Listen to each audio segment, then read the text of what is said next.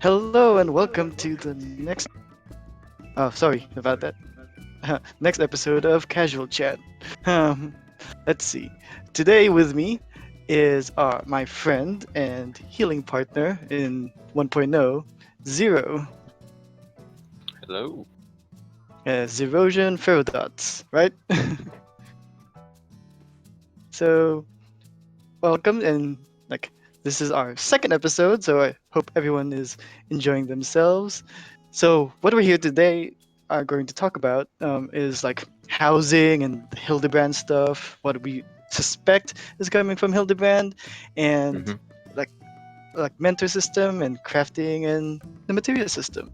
So Plenty to talk first about. off, welcome to the show, Zero. So how do you feel about the game so far, and like the letter from the producer just happened, and are you excited for the next patch? I I'm ready to be doing some new things. That's for sure. Just something to keep me occupied. I'm pretty sure that Grind. all of us are. Yeah.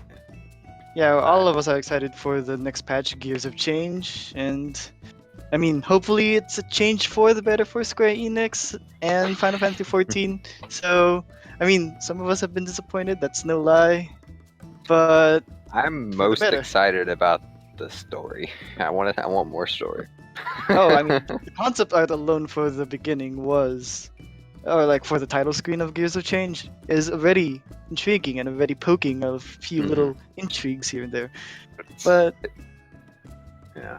It's pretty much gone in line with what I was suspecting for uh, a patch in the future. Story-wise, I was expecting Minfilia to pop up as an avatar of the crystal of some sort. She mm-hmm, pretty much always has been, but in more of a direct manner. mm-hmm. And like we're here for this episode going to talk about like a little, let's like last episode we talked about like a little more end game centric. Now we can just talk about a little more casual stuff, like more relaxed pace, if you may. So first on the topic is the housing items. So like we have one of the things I'm looking forward to is the orchestrion finally being able to change the music of your house. So like we have like a little screenshot of it right here, and it's intriguing. So what do you think about that? Like what music are you looking to play on it? God, what would be my favorite song from 14? Uh, it's a hard one. I'm not sure what I would play, but I do enjoy the 14 music. I've got the soundtracks. I keep them on my phone. I would say my most listened to is probably I can't think of a name right now, but there is one I would probably listen to quite a bit. It's the theme that plays in Zamel Darkhold. Mm-hmm. It's on the tip of my tongue. That's going to bother me all night now. I'm surprised that you actually know the name of the music from Zamile Darkhold. So Yeah, I do keep a good bit of the music from 14, just readily available. Most most of what I listen to is soundtracks from Final Fantasy games. yeah, and the interesting part of this orchestrion is that well, we get to play mostly the music that we want, and of course, not all of the music is going to be readily available, Yeah. which is going to like irk lots of collectors. The completionists must get 100% sheet music.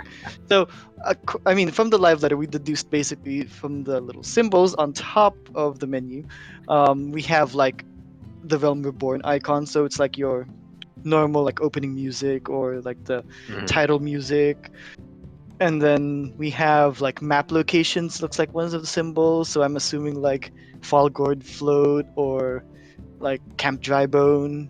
And then, of course, dungeons like Zamile Darkhold and Aurum Vale. Yep. No one's going to want to grind out that sheet music, I'm assuming. The Dark's Embrace was the name, by the way. Ah, That's the name of the yeah. song. And then, of course, our typical trials, raids, and whatnot, what have you. So they're going to be. I'm assuming like if you beat a boss, you might get a chance to get sheet music, kind of like how you get a chance to get a collectible card for Triple Yeah, Triad.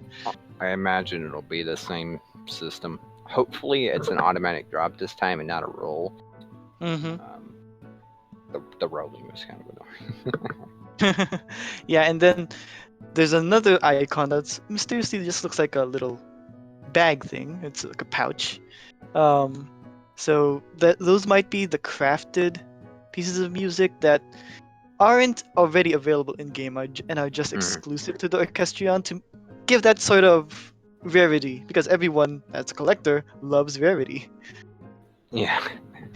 If I got to pick a song just for like the background music of my house when everybody walked in, it would Hmm. probably be Unspoken or Twilight over Tantalin. One of the two. Ah, But I'm not sure those will be available in the Orchestrion because I don't believe they've been used in Realm Reborn before. Those are for yeah, 1.0. yeah. I remember like I Thanalan think theme music. I Dun think dun dun Twilight dun dun might have been dun dun. used in a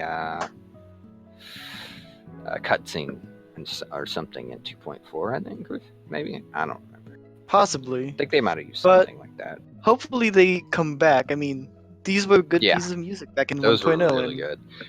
Unspoken was Coathus's theme, mm-hmm, its background, and Twilight over Thanalan was the theme for Thanalan series. mm-hmm. Yeah, it's like I like those because it gave like a sleepy desert effect Yes, for it's Thanalan. say and And overall the background music was better in 1.0, mm-hmm, except for the night theme. I do love the night theme for Volta. mm-hmm. And also like the music, remember in 1.0, like all the world or all of the Eorzean uh explorable areas were interconnected, so you would Mhm. just go over a quote unquote zone that you couldn't see, and the music would change. So coming Yeah, out of the city, going into a city, going into somewhere else.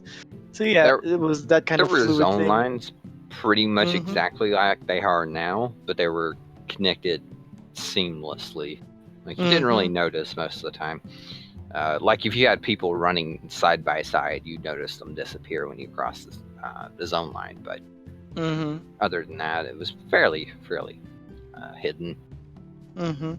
And then of course for the next housing item we have like the crystal bell, which is one will assume it's a crystal bell. It's an item to summon the esthetician from like for your house.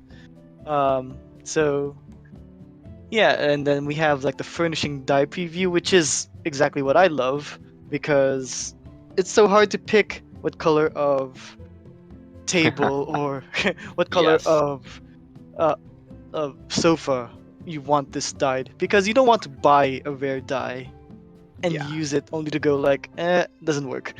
So so I've that's been procrastinating about my house. I haven't actually finished the inside. Barely even mm-hmm. started it really. And my outside's pretty good, but Also I'm on a building side a note there. Moogle Ah, building. also on a side note, we're gonna get like a few what's it called upgrades on housing allowances, which is definitely needed for like the large houses because it's large and it's empty, which is come Yeah. on, a mansion So should be more full or fuller. they're increasing the amount. Hmm. That's not Maybe okay. That'll not be for nice. 3.2. I think it's 3.3. It's just a little Yeah. thing to look forward to in the future. 3.3, I think, is when they're bumping things up because they're introducing Ishgard apartments as well. So, Oh and yeah. this studio is moving to Ishgard if that happens. Um, so then we have that, and then Grid all the like, way. well, Ishgard like right now is the center hub. I imagine Hmm. if 4.0 is going to be like set in Doma, you can bet that the studio is moving there as well, where everyone's at. The But problem yeah. with Doma would be that's on a different continent, and they typically stick to Eorzea. Although I would Mm-hmm. love a exploration of Author, which is the continent Doma is on, or the new western continent discovered by Mm-hmm. Merlwib a Mm-hmm. few years ago, which would be pretty cool. It's where the Well, we could Mama shot come from. we could also go to Alamigo, which is another possible thing, Yes, because that's more that is likely. another. We're probably heading to Alamingo. Well, spoiler alert: there are two people there, apparently in some sort of camp.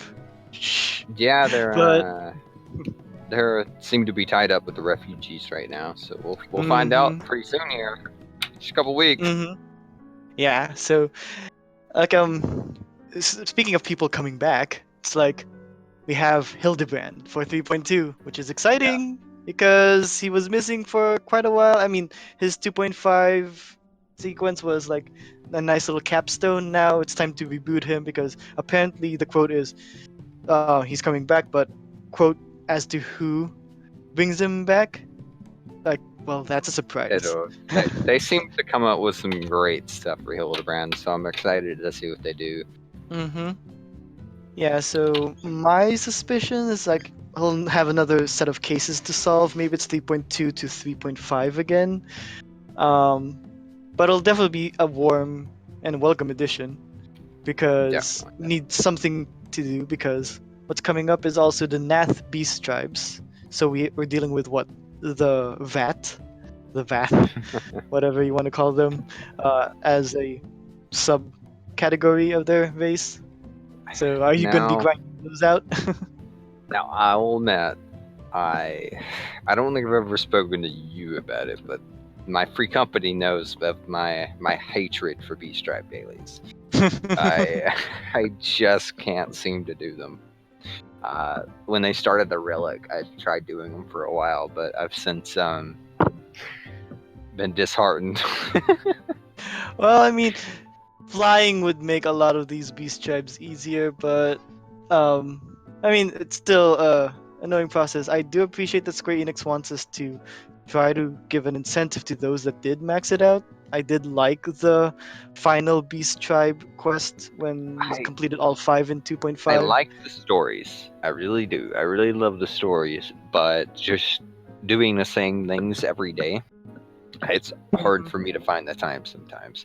When it's Yeah, kind I of can understand that. it's a drudge work. It's fetch quests, and the sylph Hmm. really got to me when I was doing those. And Oh, I can understand that. then I come to find out and when we started the rally that it pretty much punished me for not having done them already, since the lower level quests didn't reward the relic items or like Hmm. tokens. So if I hadn't already done them, if I hadn't already finished the beast trap dailies, then I was screwed over. Hmm. So I was not very happy about that too. Yeah. Like if they gave me an active incentive to do the base drive dailies, I would be much more willing to do them. But as it stands, a mount and a couple of minions really aren't much to me. So Yeah. especially I mean, when I have Kieran and I have my Dodo, I don't need any more mounts and minions. I have everything I need. well, as long as like, I mean, I enjoy them to some like what's it called, masochistic degree. Um, but yeah, it's it's sometimes tiresome, and I mean, one would like kind of simple storyline, like finish the whole story, Yeah. get a reward instead of having to do them over and over again. So there's pros and cons. I mean, they sometimes give you something, but not always. But Mhm. anyway, I think it's perfect time to start for Tonberry Trivia Time. So for our new viewers, Tonberry Trivia Time is a segment that I do where uh bring a little trivia to spice things up, something that you might not have all known about the game because yeah, there's a lot of hidden um, facts about like Final Fantasy series in general, as with any game. So let's, without further ado, here's our Tomb trivia time for this week. Like, we all love the Final Fantasy series, but where do you think one of the most iconic franchises got its name? Rumors were that Square was going bankrupt because video games were not that lucrative way back when, so it would be the final project. Also, it was believed that Hironobu Sakaguchi, as we would deem as, or respect as the father of Final Fantasy, was going back to the college, or back to college, so it would be his final project. But when composer for the Final Fantasy series, the guy that made Answers and Dragon Song, Nobuo Uematsu, was asked about the topic, about these two rumors, he confirmed that Sakaguchi was leaving the company, but the real reason was that Square was bust and that the designers deemed it a swan song for them. So there you have it. From being a last farewell to one of the most respected video games and most respected series of all time, Final Fantasy has proven itself to be timeless. And that's our Tomb trivia for today. So how do you like that? Like, little intrigue. Did you know about that for Final Fantasy? Oh yeah, I did actually. But I'm a fan of Final Fantasy, so how could I not? There's Yeah, plenty of little things like that with Final Fantasy that just they add up and add up. and who thought that eventually this kind of company would be like one of the biggest, like when you associate Final Fantasy, it's like saying that you associate it with Mario. I mean, It's it was there one at of the the advent big, of video games. The advent of the console game, let's say. Maybe not video yeah. games because we know Atari and Pong and whatnot, but like you say Final Fantasy, it's like saying Zelda and it's like saying Super Mario. I mean, more than 25 years of of lineage and history Yes. between like among them. So it's like, yeah. I mean, I did love the 25th anniversary Zelda CD from Skyward Sword. Love that one. I do have that right on my Yeah. phone. hmm So Speaking let's of go back. Zelda, Yeah, let's go back to like the next thing on our list, the mentor system, which is a bit of interesting thing. I mean, you get a little icon, I guess, next to your name or title, of saying that you're a mentor and that you can help newbies because this is casual chat. It's perfect place for it where we're yes. helping new people that are wanting to learn to appreciate the game. And With the so I mean, mentor system, yeah. I believe that the requirements to be a mentor are a little steep, but it should keep the mentors to people who really do know what they're doing. Mm-hmm. I do admit that. It's to go over the mentor system again. The requirements. It's um, three classes at level 60, each being one tank, one healer, and one DPS. Mm-hmm. 1,000 dungeons or trials completed, and 300 commendation. That's for the battle classes.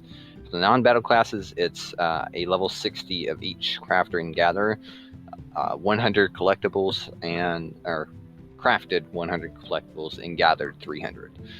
So it's a little steep on the battle. Don't think it's terribly hard on the non-battle, but it should be interesting to see how many people actually are able to be mentors when the patch hits.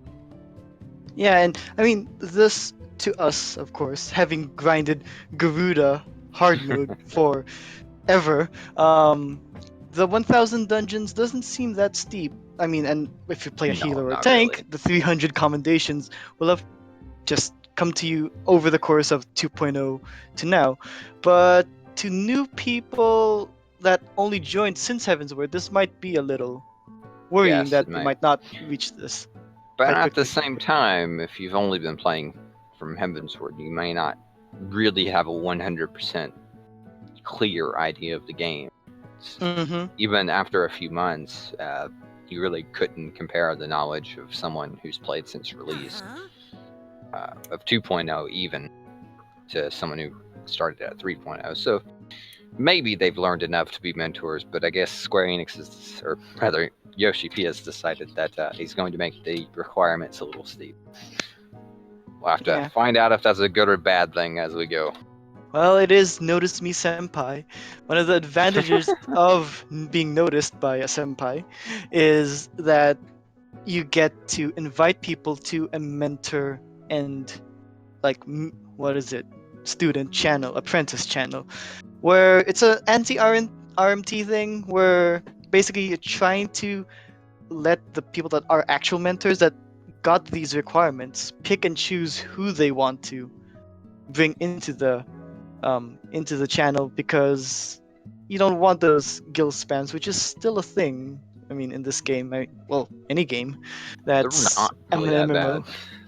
Yeah, I mean, it happens, but I mean, it's just. Everybody loves to complain about it, but if you go to a game like Blade and Soul that just released, it's Mm-hmm. just night and day compared to 14. Mm-hmm. The Yeah. amount of spamming is absolutely insane on that game. Mm-hmm. And then we have like, I mean, an annoying tell here and there is not going to bother too much, but this Do you kind of remember mentor when channel. 2.0 released? Oh. How the main cities had the spam in the chat? Mm-hmm. It's like that everywhere in Blade and Soul. To give you a Oh, better I idea. like I'm guilty of that. Like hands up is like I was spamming like, oh, I'm selling Velveteen robe set for like 500k for the whole Nice. set. And because like remember in 1.0 you had to crack the recipes.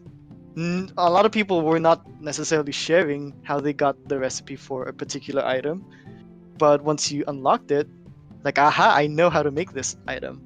I Hmm. will like exploit it as much as possible because I mean that's what you have to do. It's like you have to Yeah, you find. got crazy into crafting in 1.0. I couldn't do it. It was just so slow. Mm-hmm. Well, I mean, it wasn't necessarily the most skill based of crafting. If anything, luck based. I mean, trying to get a Definitely. +1. I had someone make me a needle for my crafter, and he, by accident, got it to become a +2. So it's just one of those things. Yeah. But anyway, speaking of crafting, like now we're going to have like recipes for high level crafting um, gear that's Slippery going to be slope. used for like challenging raids and whatnot. Hmm. That's it's So, slippery slope. I hope they do it right. hmm there is a danger to this because I can agree with you that it's a slippery slope. There's a danger to that. One, if you want to challenge the dungeon early, then you'll have to be like rich as well. Because like Exactly. for example, like our maximum eye level right now, let's say 210. And if crafted gear is 220, for example, then that creates a kind of balance between the haves and have nots for that first week, which is a dangerous thing because, yes, it gives you a really good boost, but it also precludes a lot of people that had the 210 gear, were doing well, just don't have the money or the funds to get it or to get the items for crafting gear or crafted gear, um, and then they get left behind because they can't afford it. So, I mean, finding a party might be difficult if you can't buy your own kit. Exactly. I have faith that they don't make it too much of a problem, but we'll have to see how they do it, how they balance it Mm-hmm. over time. Yeah, it has to be a nice little balance because it's a little um disheartening to see like, oh, they got to challenge it, but because they had lots of, I mean, a huge advantage. Because Yeah. the one thing I would like, I mean, if they're going to implement this kind of system, is that you have crafted 210 gear that can be materialed out to your liking, which makes a nice balance, like how they did before, where you would have the crafted like I-90 gear, you would slot that, and you would challenge second coil Yeah. because you had crafted 190 gear, but it didn't give you that much an advantage over just the plain 90 gear. It was your best in slot by all means, but still, it wasn't that big of an advantage, and if you're willing to spend millions for that, I wouldn't say small because it is still an advantage. For that kind of advantage, then you deserve it. I mean, when we say hardcore rating, these are the people that are actually going for world first, that actually will grind out money for the next patch, so that when the next patch happens, they can attempt it with the best chances. And I wish them luck. I know I will do my best to take advantage of them. And yes, as crafter myself, it's like okay, I mean, it's buy and sell, buy and sell, buy your mats, Mhm. sell them finished product. So, but yeah, and speaking of new products, we also have like recipes to make the dyeable Elegant stuff. Allegan and high Allegan I gear. Yes, I do. I did love some of the elegant stuff. I Hopefully, love the high Allegan healer because remember Une's robe from Crystal Tower series? yeah. I remember when she first came around. I was like, I want that color. Mm-hmm. That's a much better color. Mm-hmm. So I mean, I hopefully it like looks red pretty and good. all, but sometimes like I would love to see how it looks in white and blue. White, blue, and gold. I mean, that's the colors of my school, but Yeah. I mean, it would just be interesting. And plus, metallic colors as well. Being able to get metallic colors onto the Allegan sets, be interesting combinations. Because they really did a good job on the Allegan and high Allegan gear. They did The look Dreadworm really gear good. is like, yeah, the Dreadworm gear is its own little thing because it's supposed to be Yeah, it's Bahamut-y. Bahamut stuff. Yeah, so but the Allegan and high Allegan, they look really good, and being able to dye those is going to be real interesting. And then the requirements for these though are you need blueprints. I don't know if they say blueprints for the high Allegan and Allegan only, or including the recipes for high level crafting for the raid content. Yeah, we won't So, know until we find out. I mean, It, these blueprints are not known how they're going to be obtained just yet. Apparently, they exist somewhere. yeah, it should delay us at least a little while we figure it out. Mhm. It's Probably like, just a day, but I really hope it's not on the treasure hunting thing, oh where it's like wow. treasure hunt and then you get some blueprints out of it. Please no. It took me a while to get Blue Jay. How long is it gonna take, or Bluebird? How is it? How long is it gonna take me Oh, to get a full set Bluebird. of high Allegan gear? I didn't get a Bluebird until like a month ago. Or Like you just two bought and a it half outright? years. I got one from a P-Skin map that I was Ah, doing for not P-Skin. dragon skin, Wyvern skin. Yes, Dragon Skin. I got it from a Dragon Skin since I was doing it for my relic. Like, Mm-hmm. hey, I've got the map. I may as well try to get an ore or whatever. So Mm-hmm. I ended up getting a Bluebird, and I was like, oh well, not that fancy. Mm-hmm. Okay, But also another thing for crafting, which I love because as many people that know me, the one thing I do love about crafting is the ability that crafters should have as an exclusive is that they can make special gear. Like not necessarily gear that's epic and has Mm-hmm. high stats, but gear that's exclusive like the augmented cashmere robe where you're glowing. I had one person in dungeons like, "How are you glowing? How is that possible?" Because I mean, not a lot of people still. I mean, when it was in 2.2, a lot of people, or 2.3, I think, a lot of people were um like making them, and all this glowing gear was Yeah, out it was there. pretty common, but nowadays, Hmm. not really. I rarely ever see it. Yeah, it's like, I mean, look at my little ditty. It's like I have this kind of glamour.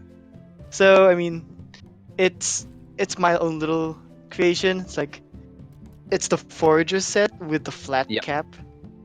So I mean, I made it look rusty, so it's like tan pants to get highlights, and then black boot or brown boots, and then brown wrist and hat. Then of course the green top, favorite color. I But wore yeah, the it look. Forager set for a long time, Mhm. but I switched over to this a black one, like this, that Mhm. black. And I always Mhm. liked it. Recently, Yeah. I've taken to my uh, Yukata set here, Mhm. alongside my Scholar knee-high socks. But yeah, so it's like this kind of cosmetic things is like brilliant um for crafters because that's one thing that they can have as an exclusive that adventurers can't get anywhere else other than buying it from a crafter.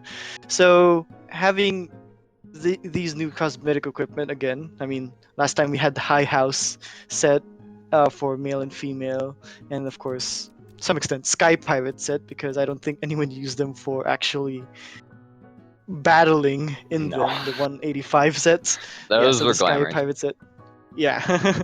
um, and then a lot of headgear like this flat cap, and then lots of berets. Very much, lots of berets. But yeah, so I'm an advocate for this kind of market for crafters where we get exclusive stuff like the Diable High Allegan gear, like the felt cap. Can't get that anywhere else. Can't do that by dungeons. Have to buy it from a crafter. So that's kind of their exclusive. I mean, before, remember, like in 1.0, crafters used to be integral to battles because without crafters making the gear, no one could actually challenge any content. Yeah, it was kind of insane sometimes. Like the Mm-hmm. the artifact stuff would get you through quite a bit, but to get anything better, you would need crafting or uh, farming. What Cutter's Cry and Aurum Vale To for get the the dark, dark light gear. the dark light gear, which was not fun. Not Well, fun at you all. were under time pressure because Yes, it all the was chests speed were run. time sensitive. Yeah, so anyways, like now we have this kind of gear that crafters can look forward to, and crafting is not as essential. It might become a new essential because Yes, because of this there's a credit new crafters. system as well. Materials coming back into endgame gear this time. So we have like I think it's called advanced material melding, where we're melding into endgame gear. But main stats like strength, vitality, dexterity, those ones, even piety, are not meldable. So now we're only left with the secondary stats Yeah. like skill So the speed, thing spell about that speed. is that typically speaking, there's one, maybe two decent stats for a class. Mm-hmm. So it really won't make too much of a difference. Like choice wise, you'll just be able to meld extra. Yeah, it should open up a market for materia though. Like people will be buying it. Mm-hmm. Yeah, so speaking of the market for it, they're increasing at least the availability of this like grade 4 and grade 5 materia because if memory serves, I mean, getting materia from decenting or yeah, or converting a piece of spirit bound gear, chances are very low. So Very, maybe very the well. best I mean, the best way to get these secondary stats might as well be something you can farm like the diadem Yeah. because it's adventurers farm them, adventurers benefit from them, might as well. The diadem seems like it's going to be the best option for getting tier 5 materia, especially Mm-hmm. since there's no good spirit bound area in Mm-hmm. 3.0. Like they didn't add any spot really where you could just sit and farm. So other than doing something like the diadem to get enough spoils to turn in for the materia, I haven't really found a good way to try and get tier 5 materials.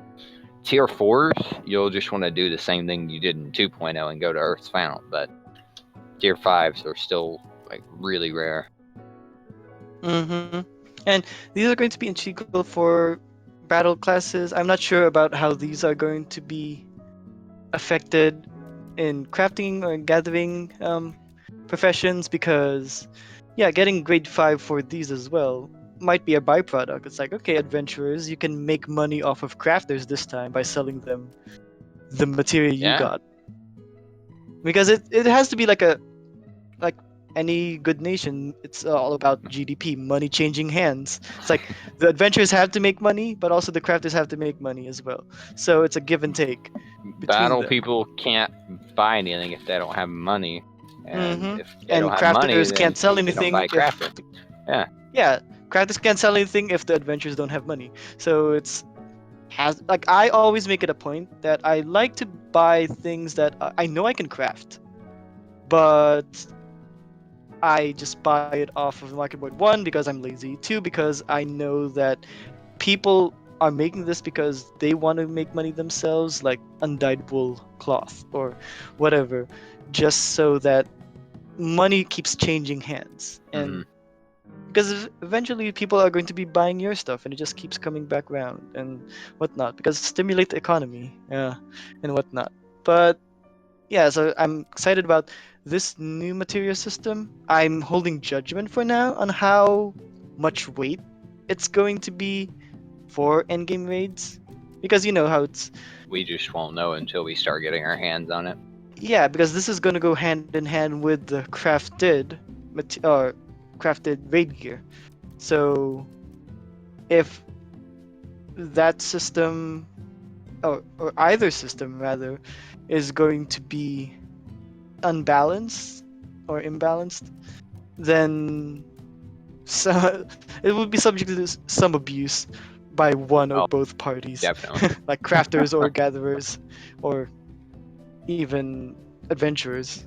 But yeah, like if crafters can have an exclusive again, because they did say that not only the material but also the items that have thus far been rare to get for crafting or crafted gear is going to be a lot more accessible. So I wonder how all of these systems are going to tie up.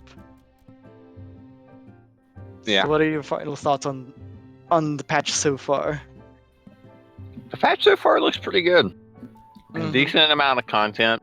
I'm looking forward to the story. I'm looking forward to seeing how all these changes affect the overall gameplay of the game. I'm Mm-hmm. looking to see how they move forward with what they're planning with the next expansion, since this next patch will be the kind of building up to the climax of the 3.0 story. So we'll be kind of getting into the whole where are we going next type of thing pretty soon here. Mm-hmm. And as for the crafting and everything, it's just something I'll have to get my hands on, and I'll have to save my opinion until I get a good idea about what's going on. Okay. And I guess that's a nice place to stop, and that's our episode for today. And tune in next week for our coverage on the new raids for Alexander Midas and like some of the like diadem changes and whatnot for endgame content and possibly some battle action changes for tanks especially and my favorite astrologian. But thanks Zero for coming onto the show. Yeah, my pleasure. Yeah. So, and thank you everyone for watching and like have a good night and I'll see you in the game. Bye.